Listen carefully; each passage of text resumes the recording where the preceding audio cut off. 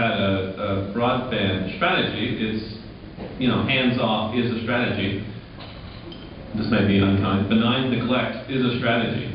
I mean, the advantage of the Bush strategy is, to be fair, there are dangers of giving government agencies hundreds of billions of dollars and saying, do this, because you can lead to a lot of broadbands to nowhere, right? I mean, there is this danger in this, and one advantage of the Bush administration strategy, I mean, they've managed to waste money in other areas, but in this area they haven't wasted any money because they haven't really done anything, which is, again, I mean, that's a type of strategy.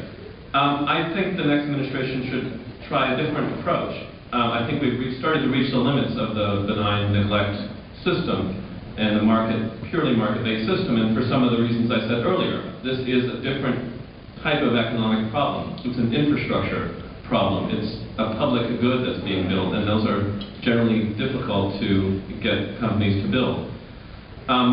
Now, there are a million proposals for how you would deal with this. Maybe I'll mention 5 without any detail. You can pay the carriers to build the stuff.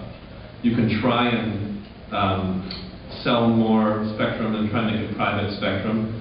You can, as I said earlier, try and convince there to be more consumer purchase of last mile connections, perhaps with tax credits. You can encourage municipalities to invest in these sorts of things, in better broadband infrastructure.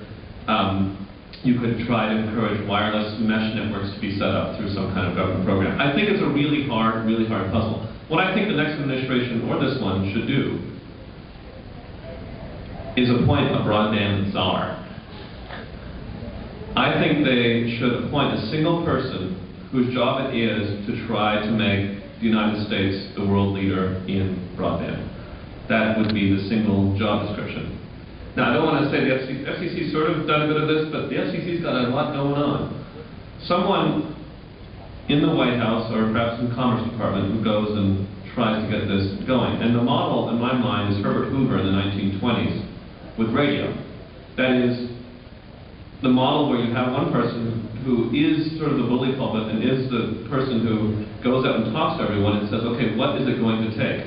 Talks to industry, talks to Congress, talks to the FCC. What is it going to take to get where we want to go?